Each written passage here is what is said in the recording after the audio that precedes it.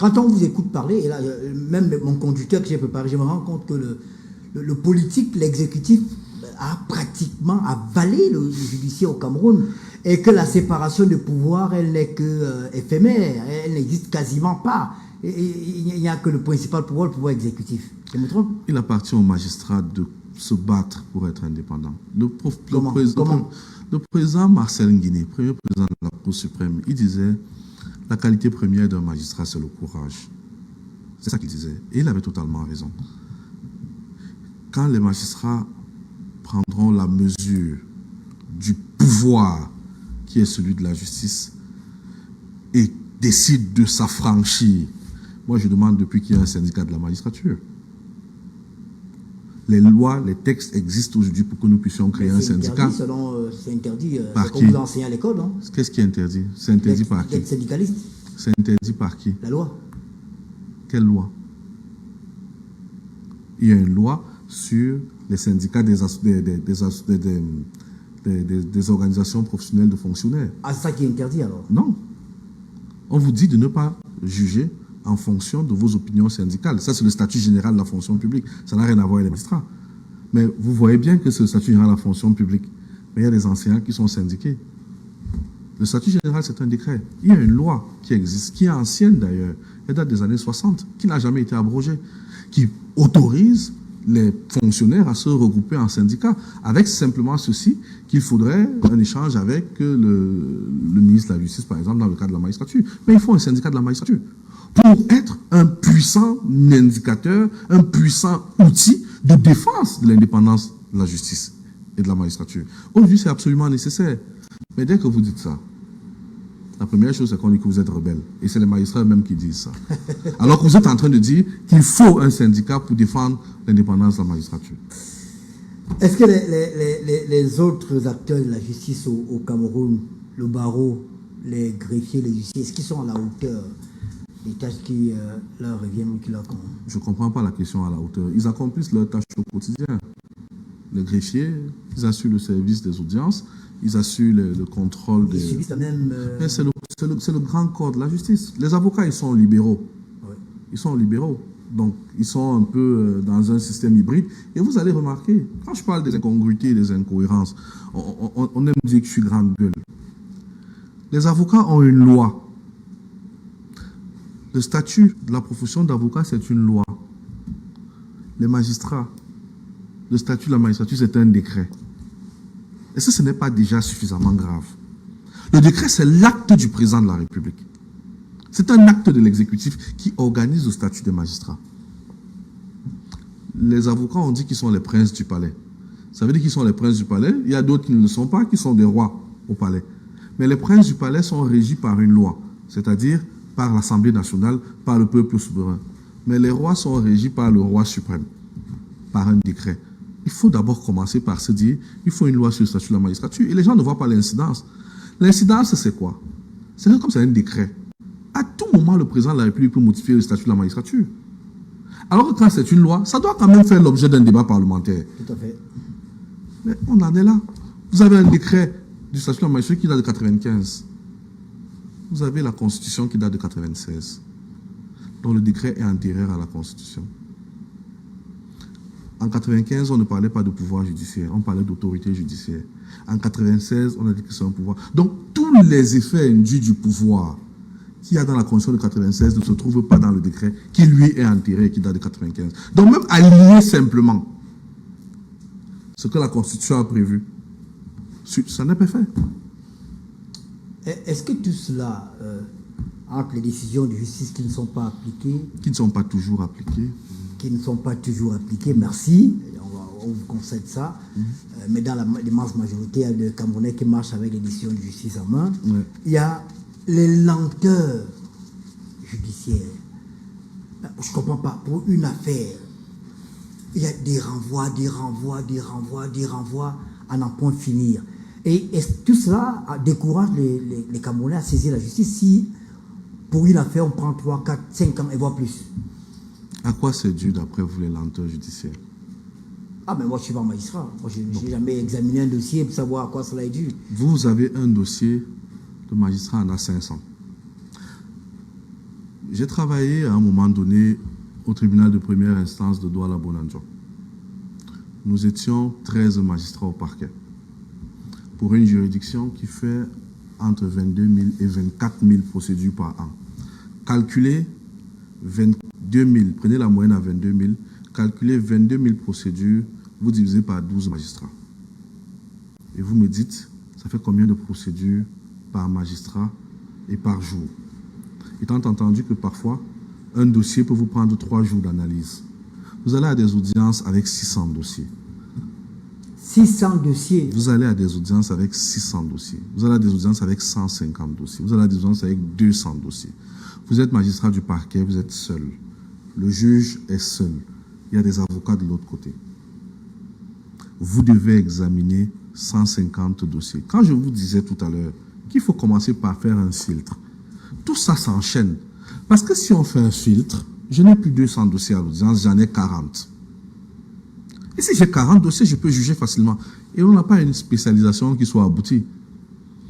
Le même juge est juge du travail, juge du divorce, juge pénal, juge des accidents. C'est le même juge.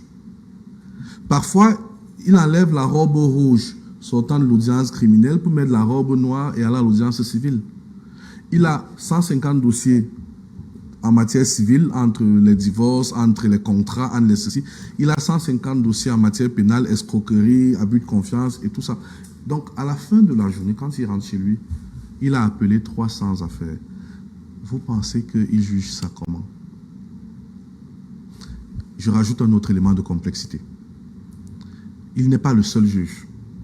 Ils sont 20 juges. Dans un tribunal où il y a au mieux 2 salles d'audience. Répartissez-moi un peu les salles d'audience par le nombre de juges. Vous avez 20 juges. Répartissez-moi 20 juges qui ont audience tous les jours dans 2 salles d'audience. On commence donc à procéder à des... On s'organise. Des arbitrages. On s'organise. On dit, OK, on va renvoyer à 1 mois pour permettre à l'autre de tenir l'audience tel jour. Et on a donc un calendrier d'audience. On a donc un calendrier d'audience. Vous entendez, il tient les audiences tous les derniers mercredis du mois. Donc, il sait que le dernier mercredi du mois, j'ai la salle d'audience. Et donc, les renvois tiennent aussi à ça. C'est pour ça que je pense que la première chose à faire, c'est de faire ce filtre-là. Comme ça, on n'aura plus tout qui arrive en justice. Parce que dans les 150 dossiers ou les 600 dossiers dont je vous parle, vous avez tout, hein. Vous avez tout. Vous avez le gars qu'on a arrêté sur l'axe lourd en dépassement de vitesse. Vous avez tout. C'est du melting pot. Or, dès qu'on aura fait ce filtre-là, on aura un peu plus de flexibilité, on aura un peu plus de visibilité, un peu plus de lisibilité, et on pourra donc avoir une vraie évaluation à ce moment-là. Bon, on comprend que les réformes, elles sont nécessaires, Ouais. elles sont urgentes, mais quel est l'impact de tout cela, de la fragilité, je peux faire être élégant en parlant de la fragilité de la justice camerounaise face aux défis du développement économique? L'impact il est plus qu'évident. Je crois que c'est la présidence de la République qui avait sorti un document, on parlait de justice de progrès. Vous ne pouvez pas concevoir un développement économique sans une justice qui soit efficace. Tout le contentieux des affaires, regardez les sujets majeurs sur lesquels notre État est, les grands contrats. Vous entendez toujours arbitrage à Paris, arbitrage à ceci, arbitrage à ceci. Pourquoi les gens fuient en matière d'affaires? Pourquoi ils fuient la justice en matière d'affaires? C'est pour tout ça. Or, si vous commencez à dire que systématiquement vous recourez à l'arbitrage, c'est la célérité, c'est bien, mais ça a un coût. L'arbitrage n'est pas moins cher. Ça a un coût. C'est une justice privée. Vous payez les juges pour vous juger. Et ces juges ne sont pas forcément magistrats, c'est des professeurs d'université, c'est des avocats, voilà. Et ils ont un coût. Combien de personnes peuvent se permettre le luxe du recours à l'arbitrage? Mais aujourd'hui, si on avait une justice qui fonctionnait, qui donnait toutes les garanties en matière économique, qu'on n'aurait pas les renvois interminables, qu'on n'aurait pas... Voilà des sujets sur lesquels il faut mobiliser les juges.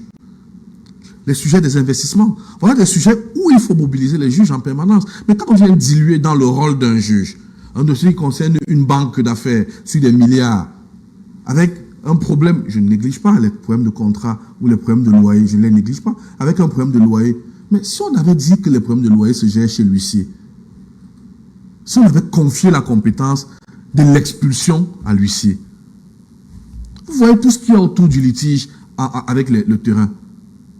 Vous avez un conservateur qui est là.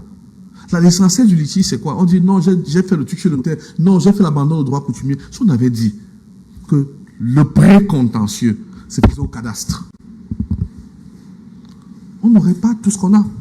On aurait donné la possibilité au cadastre de rectifier ses propres erreurs. Et on n'aurait pas tout le contentieux qu'on a en justice. On aurait limité. Tant qu'on ne travaille pas à désengorger les juridictions, ne vous attendez pas à ce que les milieux d'affaires soient rassurés. Si en plus derrière, il n'y a pas une spécialisation des juges sur les matières qui touchent au droit des investissements, au droit bancaire, au droit des assurances, au droit hypothécaire, qui sont des sujets qui sont pointus, voilà. D'accord. On va parler des dossiers, d'un dossier précis. Mais avant, une dernière question, c'est un renseignement. Est-ce que parmi les magistrats, il y en a qui sont reconnus corrompus? Est-ce qu'entre vous, vous savez que, bon, écoutez, tel confrère... Je vous répondrai à la question quand vous me direz ce que vous pensez de vos confrères journalistes. Mais j'ai pensé que c'est moi qui posais la question aujourd'hui. Je vous ai répondu. Je suis pas là-bas. Je vous ai répondu. Vous savez, j'ai une devise que j'ai toujours appliquée. Oui. Et je me l'impose. Je ne m'intéresse pas forcément à ce que les autres font en mal. Je m'intéresse à ce que les autres font de positif. Mais le sujet qui m'intéresse le plus, c'est ce que je fais. C'est ça. D'accord. Alors, la semaine dernière, ou du moins la semaine qui s'achève, la ville de Yaoundé a été secouée par des manifestations au quartier Oudja, particulièrement à l'école maternelle privée Gloria Olympique, je crois que c'est comme ça que ça s'appelle, si je ne me trompe pas, Gloire Olympique, autant pour moi. Une jeune Camerounaise, Joyce, elle a entre 2 et 3 ans. On a vu sur la toile la vidéo de sa mère, notamment sur TikTok et Facebook, qui allait dans une école, du moins réclamer la justice, la vérité sur le fait que sa fille aurait subi une agression sexuelle. Il n'y a pas eu immédiatement une réponse de l'école. Le lendemain, je crois, ou 2 jours après, il y a eu cette manifestation qui a mobilisé beaucoup de personnes devant l'école et qui a notamment suscité la descente sur le terrain de 2 ou 3 membres du gouvernement. On a vu avant ces interventions-là et ces descentes-là, votre réaction sur la page Facebook. Je crois que c'est la régie permanente devrait avoir le mur d'image de cette réaction-là. Et vous dites qu'il fallait, voilà, la réaction à l'antenne, que ce n'est pas possible, qu'il fallait faire quelque chose. Vous avez demandé à entrer en contact avec la famille pour pouvoir aider. Est-ce que vous l'avez fait? Est-ce qu'ils sont entrés en contact avec vous? Je ne suis pas sûr qu'ils souhaiteraient que je réponde à la question. Mais je vous ai répondu indirectement. Bon, ça suppose que vous êtes entré en contact avec eux, ou alors vice-versa. Qu'est-ce qu'on sait du dossier à ce jour? Vous n'attendez certainement pas du ministère public, magistrat du parquet que je suis, pour révéler... Vous ne parlez pas en tant que magistrat. Je ne suis pas délié par mon serment, mais je vais en discuter. Allez-y. Je vais en discuter sans violer le secret de l'instruction. Qu'est-ce qui a suscité cette réaction-là? Vous voyez bien que ma réaction était 24 heures après. Pendant 24 heures, j'ai été tagué partout. Monsieur le Président, la masculinité positive. Ouais. Voilà un cas sur un enfant. Voilà une femme, machin. Je suis resté silencieux. Mais 24 heures après, j'ai le sentiment, au moment où je fais le post, que l'école n'a pas réagi. Parce que je trouve quand même, et je continuerai de le dire, qu'un parent confie à une école son enfant. Un parent vient faire un scandale dans lequel elle dit qu'à l'école, l'enfant a été victime de quelque chose.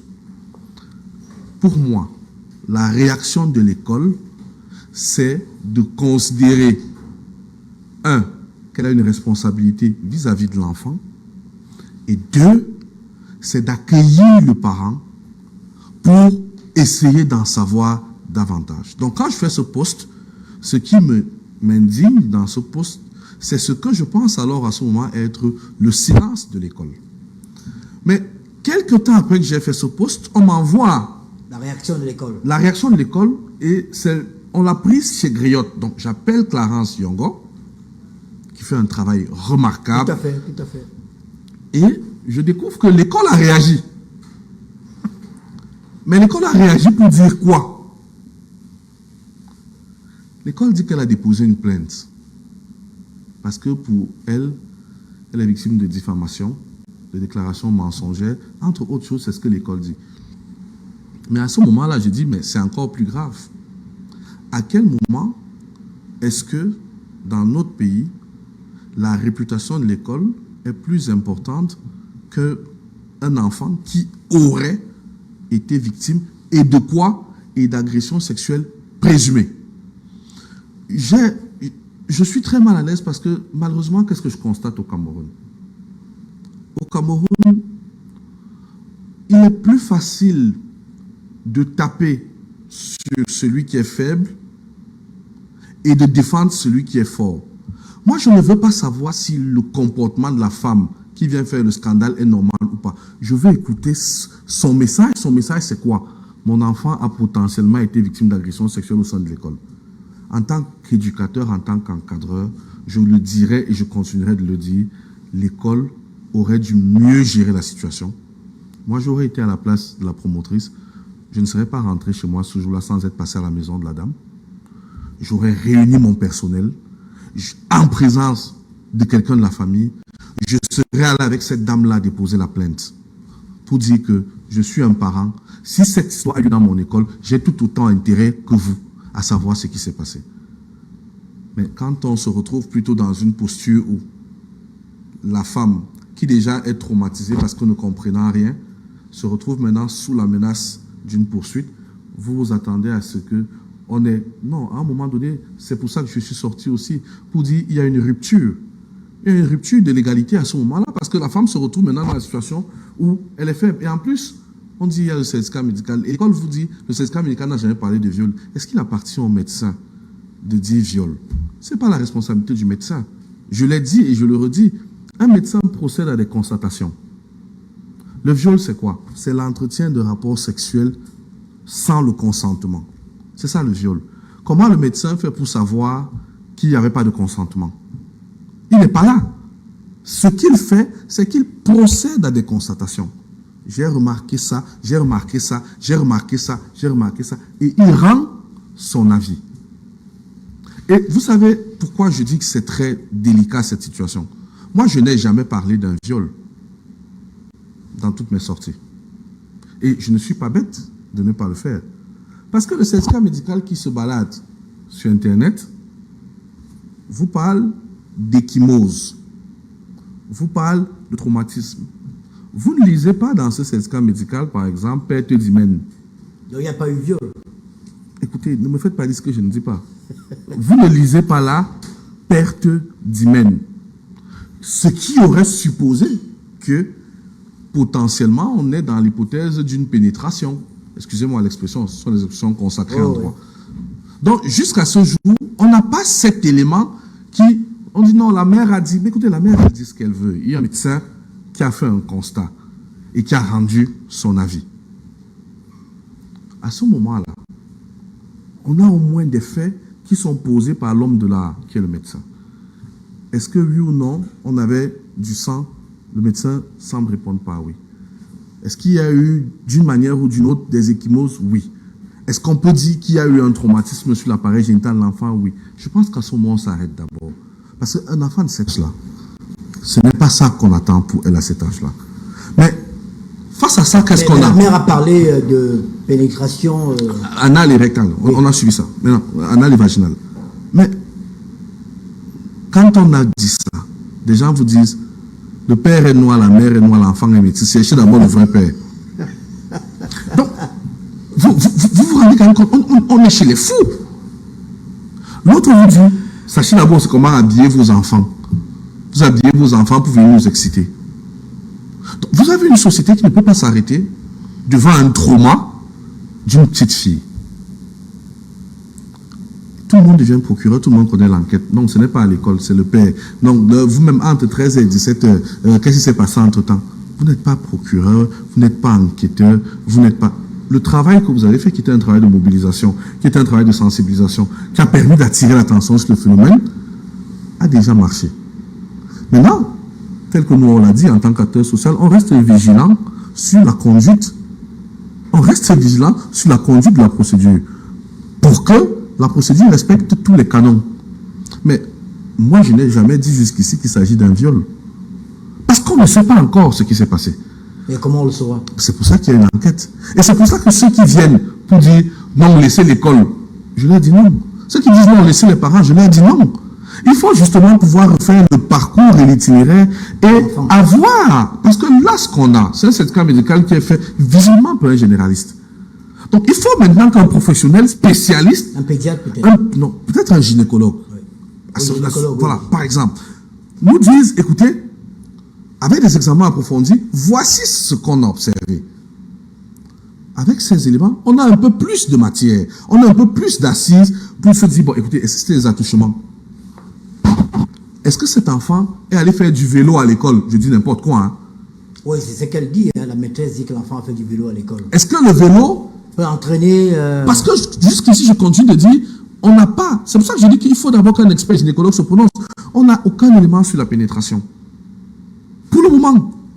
Donc, qu'est-ce qui s'est passé? Et c'est pour ça que je continue de regretter le fait qu'on ait manqué le coche de la communication avec la famille au départ. Parce que si la communication entre l'école et la famille avait été menée de manière en symbiose, on n'aurait pas eu toute cette agitation. Et connaissant le Cameroun aujourd'hui, quand on aura fini de déblayer tout le chemin, imaginez un seul instant, au terme de l'enquête, on en arrive à conclure qu'il n'y a pas eu viol. Qui va vous croire? Qui va vous croire? Vous voyez, on revient au sujet qu'on avait tout à l'heure, la crédibilité de nos institutions. Simplement aussi parce qu'il y a une méconnaissance des règles. Et, encore une fois, ces institutions ne communiquent pas. Alors que cette explication que je donne, donnée par des professionnels, par le procureur, par exemple, qui émet ces hypothèses en disant « Restez vigilants, on enquête, on vérifie, on ceci, il y a telle hypothèse, il y a... » Quand vous étiez procureur, vous étiez? J'étais substitut du procureur, je n'étais pas procureur. Un magistrat du parquet travaille sur les ordres de sa hiérarchie. Je me suis toujours attaché à communiquer avec les gens que j'avais en face de moi. Il m'est arrivé quelquefois de prendre la parole quand je descendais sur le terrain. Je crois que les bandes sont vérifiables. Quand on m'appelait pour un corps qu'on a découvert et que les médias étaient là, je ne demandais pas l'avis de mon patron. Je communiquais. Non. Il ne m'avait pas donné d'instruction contraire. Ne pas respecter, ça veut dire que vous avez une instruction, vous avez violé. Donc, je disais simplement aux gens qui sont là, on a découvert le corps, on a fait venir les machins, on va procéder à une enquête, le parquet est déjà saisi, donc voilà, l'affaire suit son cours. C'était suffisant. Alors, il y a eu le cas du bébé Matisse l'an dernier, le père a été, du moins, le bourreau a été condamné à mort, on ne l'a pas encore, il est toujours en vie. Hein. Il y a Divine... Vous voulez le tuer? Non, mais la décision n'a pas encore été appliquée. Du moins, il y a une décision de justice qui est là. Rendue en instance. On attend l'ordre. On ne sait pas si on a fait appel. Donc, on ne sait pas. On ne sait pas si la décision est définitive ou pas. Voilà. Si on a fait appel, il y a Divine Baga en Kwaban qui est parti. On a plusieurs cas. Il y a un monsieur qui a découpé, qui a découpé sa propre fille au quartier Flan à Yaoundé. Qu'est-ce qui explique tout ça? J'aimerais avoir la réponse. Mais je me rends effectivement compte qu'on est dans une société très violente. J'ai accepté, entre autres choses, l'engagement comme président du club La Masculinité Positive parce que ça faisait déjà plus de 10 ans que je travaillais avec les associations de femmes. J'ai commencé quand j'étais jeune substitut du procureur de la République. J'étais à l'époque en Consamba. Et j'ai poursuivi cet engagement-là auprès d'une association qui s'appelle la chaîne des enfants Saint-Nicodème, qui s'occupe des enfants de la rue. Et la souffrance que j'ai vue de ces enfants m'a résolument déterminé à m'impliquer pour la défense, la protection des droits des enfants et des droits des filles. J'ai fait récemment un travail il y a 1 an. Travail qui a été repris par une chaîne, je ne vais pas la nommer pour des questions de concurrence. Allez-y, il n'y a pas de problème, il n'y a pas de concurrence. Equinox a repris ce travail. Oui. Je m'étais aperçu que chaque jour, on a un enfant dont la disparition est signalée sur les réseaux sociaux. Et je me suis intéressé à un mois, et je m'étais rendu compte qu'on avait eu sur un mois 50 signalements d'enfants disparus sur les réseaux sociaux. Et j'avais pris la peine de me rassurer que parmi les cas cartographiés, on n'en avait retrouvé aucun au moment où je faisais mon travail. Alors si on va sur une moyenne de 50 enfants qui disparaissent chaque jour dans un mois, est-ce qu'on n'est pas en face d'un vrai réseau? J'ai signalé le cas. J'ai appelé, j'ai même publié le travail pour interpeller les gens.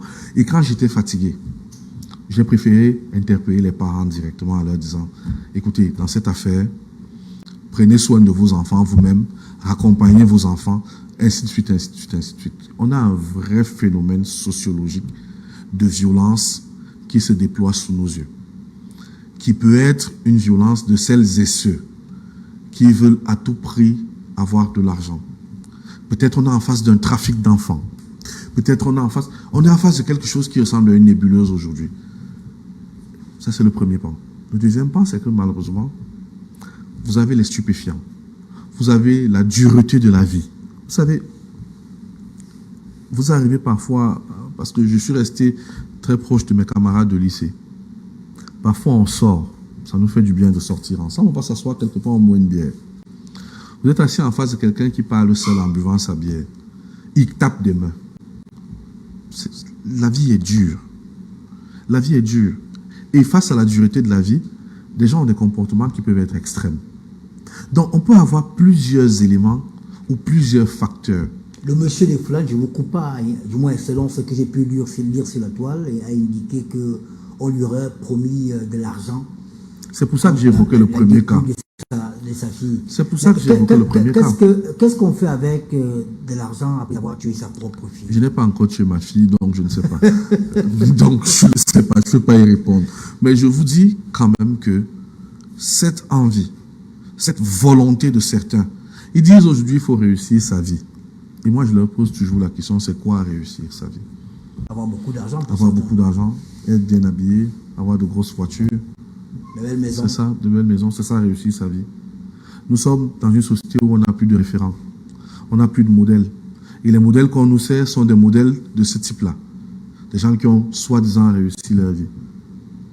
Mais on ne peut pas continuer comme ça. Il faut pouvoir aujourd'hui revenir avec des choses qui sont essentielles. Il faut pouvoir dire aux gens que, surtout aux jeunes, il faut leur dire que c'est une marche après une autre. Vous ne pouvez pas avoir 20 ans et vouloir mener la vie de quelqu'un qui a 60 ans. Ce n'est pas possible. Vous voulez à 30 ans rouler dans une voiture de 90 millions. Et vous vous livrez à tout type de dérive pour ça. Et donc, dans tous ces phénomènes, derrière tous ces phénomènes, vous avez ça.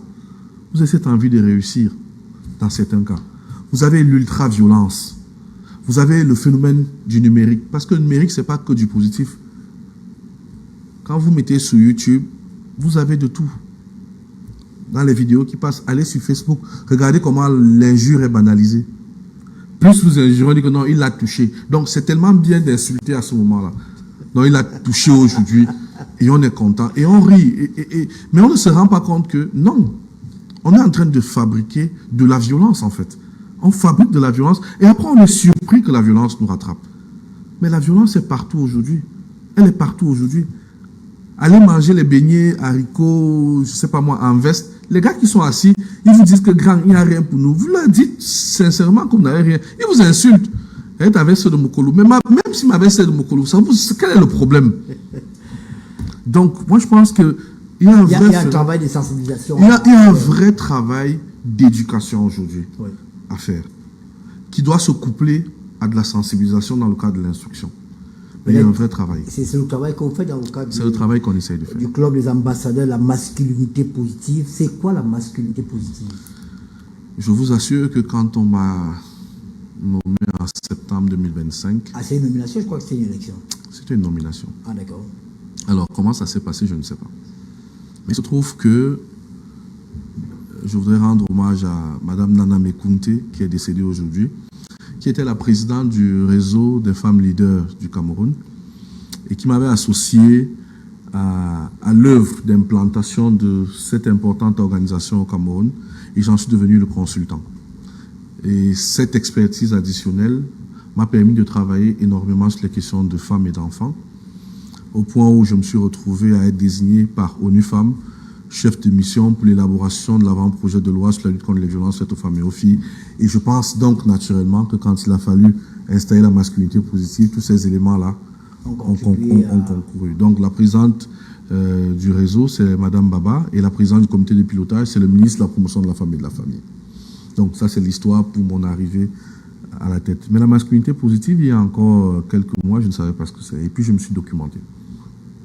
C'est un engagement politique à la base des chefs de l'État de l'Union africaine à Kinshasa, où les chefs de l'État ont décidé de mettre en place la masculinité positive dans tous les États.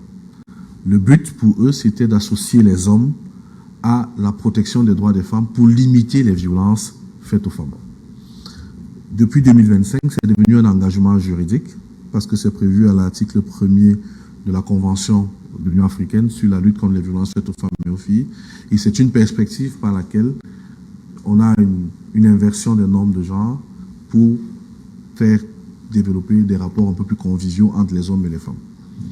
Mais ça va beaucoup plus loin que ça. Les recherches que j'ai faites montrent que la masculinité positive, c'est surtout une question d'éducation. C'est une question d'éducation des enfants, de sensibilisation des adultes, parce que l'objectif final, c'est la stabilité des familles. Quand vous prenez les enquêtes démographiques et de santé, 2011, 2013, 2018, vous vous rendez quand même compte que 55 voire 60% des violences sont dans la sphère domestique, donc dans un couple. D'ailleurs, la dernière enquête situationnelle genre du ministère de la promotion de la femme et de la famille de 2025 le démontre. Et donc, une grande part des violences se retrouve donc à l'intérieur de l'espace conjugal, donc de famille. En fait, qu'est-ce qu'on est en train de faire aujourd'hui? On reproduit la violence pour demain. Les enfants qui assistent aux violences aujourd'hui intrafamiliales vont les reproduire demain. Maintenant, vous avez tout ce qui est dans le cycle des violences institutionnelles. C'est un héritage qu'on transmet. C'est un héritage, finalement, aujourd'hui qu'on transmet. Et donc, quand vous regardez, vous allez plus loin, aujourd'hui, du point de vue institutionnel. Quand vous connaissez ce qui se passe au nord-ouest et au sud-ouest, où vous avez des orphelins de la violence, parce que de toute façon, ces orphelins de la violence, pour certains, ont été déscolarisés. Il y a des enfants qui sont arrivés, ils avaient 3 ans, quand la crise commençait. Certains avaient 0 ans. La crise a déjà 6 ans. Il y en a qui ne sont plus jamais peut-être allés à l'école. Quel est l'héritage qu'ils reçoivent? Ils n'auront pas été scolarisés. Ils vont devenir des gens addictifs. Ce seraient des aigris, des frustrés de demain. Qu'est-ce qu'ils vont reproduire? La violence. Ils vont reproduire de la violence. Donc, il faut regarder la violence sur toutes ses poches, sur toutes les niches, et aller regarder pour essayer de l'extirper et de l'extraire. La famille semble être le foyer à partir duquel il faut travailler pour véhiculer de la positivité. Et c'est pour ça qu'on parle de masculinité positive. Et les hommes se plaignent en disant, oui, on insiste sur l'homme. Mais ils ne se plaignent pas quand on dit que l'homme est le chef de la famille. Donc, l'homme est le chef de la famille. Et s'il y a donc de la positivité dans une famille, elle doit reposer sur qui? Sur le masculin. Sur le chef de famille. Et donc, il appartient aux hommes désormais de développer et d'impulser de la positivité. Même si nous disons qu'il n'y a pas de masculinité positive sans féminité positive. Mais il faut que les hommes aujourd'hui sachent que la responsabilité de la stabilité de la famille repose sur le chef de famille. Est-ce que la masculinité positive est différente de la masculinité traditionnelle? Est-ce qu'il y a une différence? Qu'est-ce que vous mettez dans le traditionnel? Parce que la masculinité traditionnelle, c'est qu'il y a quand même des stéréotypes. Vous parliez de l'homme qui est le chef de la famille. C'est pas un stéréotype, c'est un fait. De la femme, de l'homme qui est supérieur à la femme, de la femme qui doit soumission à l'homme. C'est un stéréotype. Mais si cette masculinité dite positive, là, elle semble s'opposer à la masculinité traditionnelle qui établit la toute-puissance, le pouvoir de l'homme sur la femme. Monsieur Obama, je ne cherche pas une femme soumise. Parce que si je cherche une femme soumise, ça veut dire que je suis quelqu'un de parfait et à qui son épouse ne peut plus rien apporter. Elle doit simplement obéir. D'accord? Je ne cherche pas une servante, je cherche une partenaire. Quelqu'un qui peut me dire, y compris des choses qui me déplaisent. Et je ne crois pas que la masculinité traditionnelle à laquelle vous faites allusion est contre ce que je viens de dire. Mais c'est un discours occidental. Non, c'est justement ça. Quand vous allez au village, moi j'ai passé une bonne partie de mon enfance au village pendant les grandes vacances. Oui. Mon grand-père était chef. Il avait 4 femmes. Mais mon grand-père allait au champ avec chacune de ses femmes selon le jour qu'il avait arrêté. Il était chef. Donc, en termes d'incarnation de masculinité, c'était lui. Et qu'est-ce que j'observais et qu'est-ce que mes souvenirs retiennent de ce séjour-là? Mon grand-père abattait les arbres, ma grand-mère mettait en terre. D'accord? Il y a toujours eu de la complémentarité dans nos sociétés traditionnelles. Il faut bien relire, parce que contrairement à ce qu'on dit, nos sociétés ne sont pas patriarcales. Nos sociétés sont matriarcales avec simplement une modulation sur, comment je veux dire, sur la posture de guide du mari. Pourquoi on appelle la femme ministre de l'Intérieur? Vous croyez que ça date d'aujourd'hui? Ça ne date pas d'aujourd'hui. On l'a toujours appelée ministre de l'Intérieur. Pourquoi dans nos cultures, quand vous voulez quelque chose, on dit, il faut demander à ta mère. Même quand votre père a dit non, et que vous allez voir votre mère, le matin, votre père qui avait dit non, dit quoi? Oui. Pourquoi? Parce que la mère aura travaillé. Nos sociétés ont bien réglé les choses. Elles ont mis quelqu'un qui est au-devant de la famille, parce que physiologiquement, en capacité de défendre la famille, retenez la notion de patriarche. Si vous rentrez dans la lecture biblique, c'est qui les patriarches? C'est les Noé, c'est les Moïse, c'est des gens qui défendaient leur tribu. Donc, ils sont en avant pour défendre la tribu, pas pour l'opprimer, pour lui montrer une direction. Mais est-ce que cela peut se faire sans le concours d'un partenaire? Ce que nous, on dit, c'est que notre société a toujours fait de la complémentarité entre l'homme et la femme, l'articulation de la famille. Il ne faut pas confondre le féminisme extrémiste que j'appelle le wokisme, qui n'est pas un féminisme africain, parce que le féminisme authentique est une revendication pour les droits. Ce n'est pas un sujet d'égalité entre les hommes et les femmes. On est sur une question d'équité. Je prends un truc simple. Monsieur Obama, est-ce que vous avez déjà eu les règles douloureuses? C'est moi qui pose malheureusement Bon, la question. vous n'en avez jamais eu parce que vous êtes une femme. Vous êtes un homme. Et si vous me dites que vous en avez eu, je serais inquiet. Mais quand une femme a des règles douloureuses, et quand on demande un aménagement pour ses particularités, est-ce que c'est contre l'homme? Non. Quand on demande un aménagement pour les droits pendant la période de la grossesse, est-ce que c'est contre l'homme? Non. Quand on demande des aménagements pour des droits et des situations catégorielles, ce n'est pas contre l'homme. Mais la communication aujourd'hui vient mettre en perspective une opposition entre les hommes et les femmes. Mais ce n'est pas ça le féminisme. Le féminisme, c'est simplement de dire comment, en quelle année est-ce que les hommes ont eu le droit de voter? Ça n'a jamais existé, ils ont naturellement eu le droit de voter. Pour que les femmes votent, il a fallu qu'elles revendiquent le droit de voter. C'est-à-dire le droit de dire, nous voulons choisir tel. D'accord? Vous voyez bien que sur ces périmètres-là, on n'est pas contre. Ce n'est pas la femme contre l'homme. C'est une situation de justice simplement. C'est de dire, à travail égal, il faudrait qu'on gagne égal. Moi j'ai une fille, je ne sais pas si vous avez une fille, moi j'ai une fille qui est scolarisée. Plusieurs. Voilà, qui est scolarisée. Vous l'envoyez à l'école pour que demain, elle ne puisse pas être directeur général parce qu'elle est une femme. Mais non, vous serez le premier à monter au créneau pour dire que ce n'est pas juste. Mais on demande justement que, à compétence égale, que la situation et le statut de femme ne deviennent pas un handicap. Est-ce que vous comprenez, excusez-moi, Oui. vous allez répondre à la question que je poserai après. Est-ce que vous comprenez quand même les réticents de certains hommes? Parce qu'aujourd'hui, on a également des cas des femmes qui ont la place de l'homme dans la famille. Ça veut dire que c'est elle qui tient la bourse. On a des hommes peut-être qui traversent des difficultés matérielles et financières, qui n'ont pas d'emploi. Et c'est la femme qui pourvoit aux besoins de la famille. Et du coup, elle fait de l'homme un sous-être. Dans ce cas, quelle est la place de la masculinité positive? La place de la masculinité positive est dans la façon dont on éduque les gens. Il faut éduquer les gens à respecter la dignité de l'autre. C'est essentiel, M. Obama. Si les gens n'ont pas une éducation à la dignité de l'autre, on n'est pas en train de construire un pays. La masculinité positive, c'est d'éduquer les hommes et les femmes à la dignité de l'autre. Vous êtes une femme, votre mari traverse des difficultés.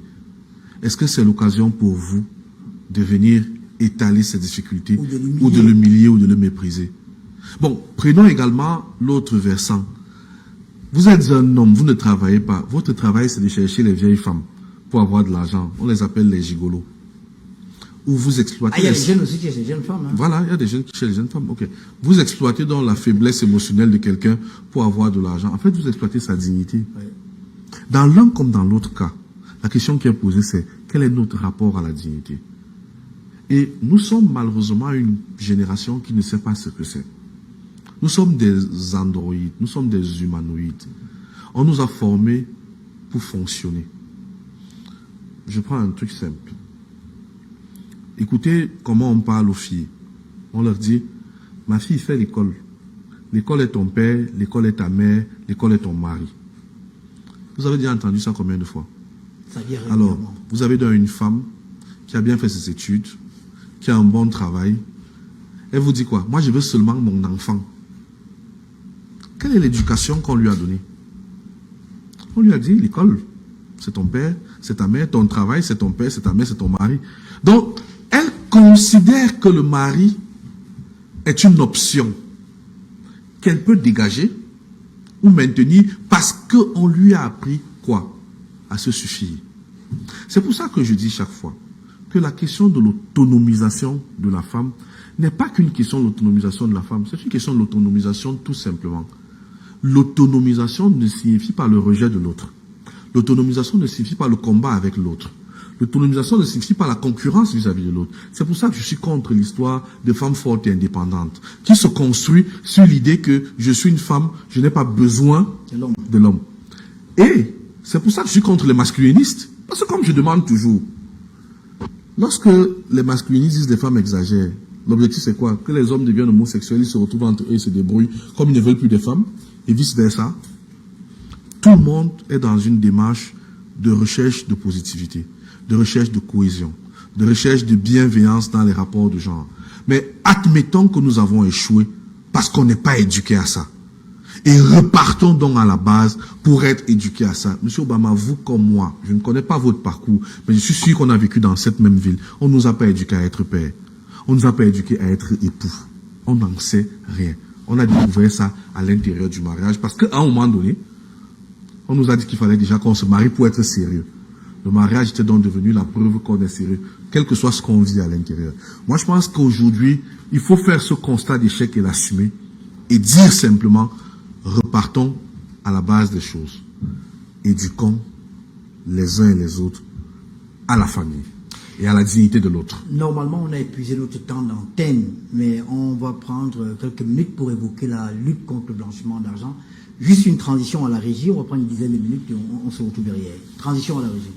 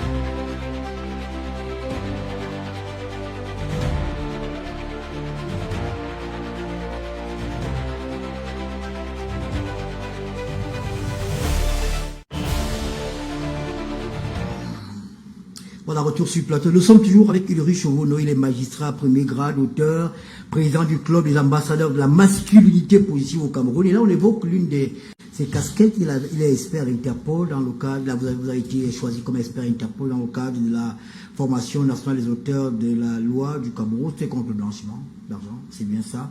Première question, est-ce qu'on peut parler de blanchiment, de la lutte contre le blanchiment d'argent dans un pays où la déclaration des biens n'existe pas?